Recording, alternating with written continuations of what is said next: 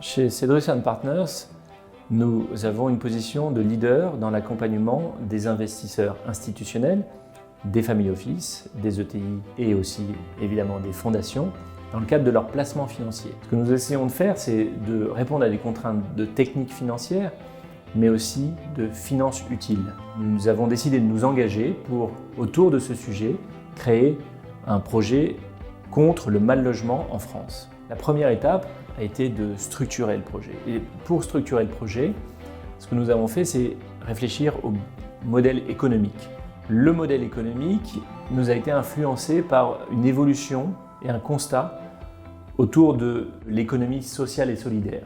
Ça fait plus de 10 ans que nous travaillons avec des associations et des fondations, et plus de 10 ans que nous voyons que des modèles collaboratifs avec des partenaires privés et publics se mettent en place.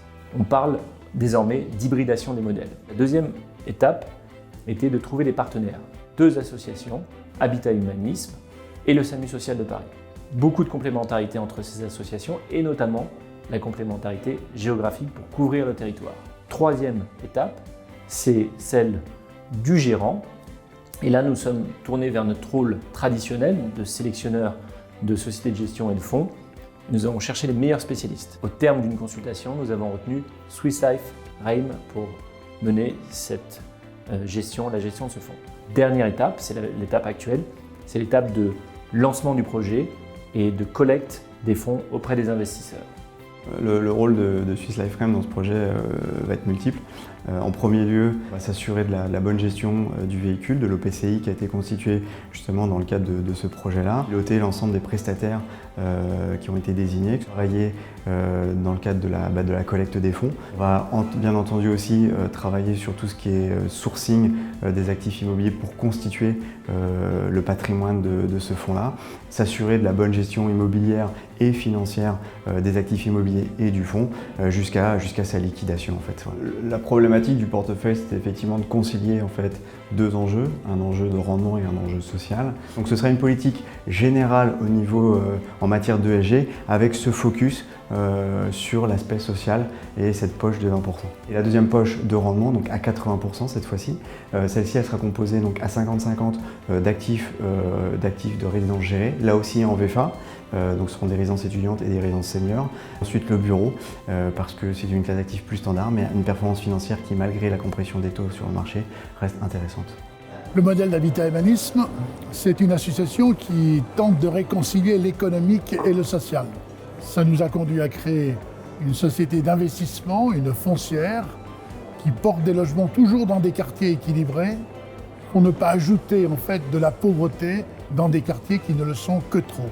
Ce qui a séduit en fait le mouvement et ce qui m'a aussi séduit, c'est le fait que précisément on est bien dans la cohérence avec Habitat Humanisme, dans cette perspective où l'investissement est au service de personnes qui sont en grande difficulté.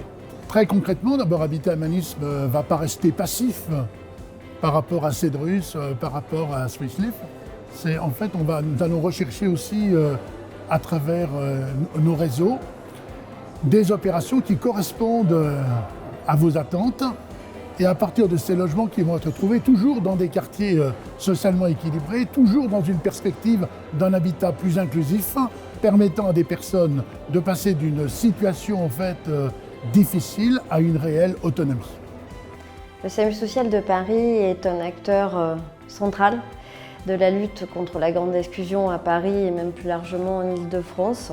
Le SAMU Social de Paris et surtout tous ceux qui y travaillent cherchent à aller vers les personnes en grande exclusion, là où elles se trouvent, et tenter de répondre le mieux à leurs besoins vitaux, divers et variés, mais aussi besoin d'accompagnement, besoin d'écoute. Le fonds immobilier d'investissement social qui nous a été proposé est un projet qui nous a immédiatement séduit et on l'a trouvé comme étant enfin pour nous une grande chance d'échapper à la folie de l'urgence. Et donc pour la première fois, on est vraiment sur un projet qui se construit au long cours avec l'idée de définir ce que sont nos besoins pour accueillir les femmes et les familles qu'on espère accueillir dans ces structures. Et ça, pour nous, c'est extrêmement important. important pour les gens qui y seront accueillis parce que c'est la garantie pour eux de pouvoir souffler et se reconstruire finalement. Et c'est aussi pour nous la garantie de pouvoir construire de vrais partenariats de proximité parce qu'on pourra s'installer dans la durée. Ces lieux d'accueil seront aussi des lieux de vie collective qui seront animés par des petites équipes qui seront sur place pour soutenir et accompagner les familles dans leur démarche, mais également là pour être des points de référence avec les écoles, avec la mairie, avec les centres communaux d'action sociale. Donc voilà, c'est comme ça qu'on imagine le projet. L'IRCANTEC est un investisseur socialement responsable et c'est dans le cadre de cette politique que nous avons décidé d'investir 30 millions d'euros dans ce fonds à impact social. Ce qui est important, qui nous a paru vraiment intéressant dans ce fonds, c'est de permettre à des mères avec enfants d'être logées décemment. Cedrus & Partners a l'habitude de s'engager dans la durée. Dans le cas présent, nous avons essayé d'associer de l'amont à l'aval différents types de partenaires, de les associer, de leur donner une feuille de route, de les coordonner et puis plus tard de rendre compte pour le compte des investisseurs. Donc nous avons un véritable rôle de chef d'orchestre dans ce type de projet aux côtés de partenaires. Et c'est ce modèle-là de collaboration collective qui nous intéresse et qui pourra avoir des effets positifs. Pour les phases suivantes, nous avons retenu un expert pour la mesure des impacts sociaux, sociétaux au travers de la société Kimso.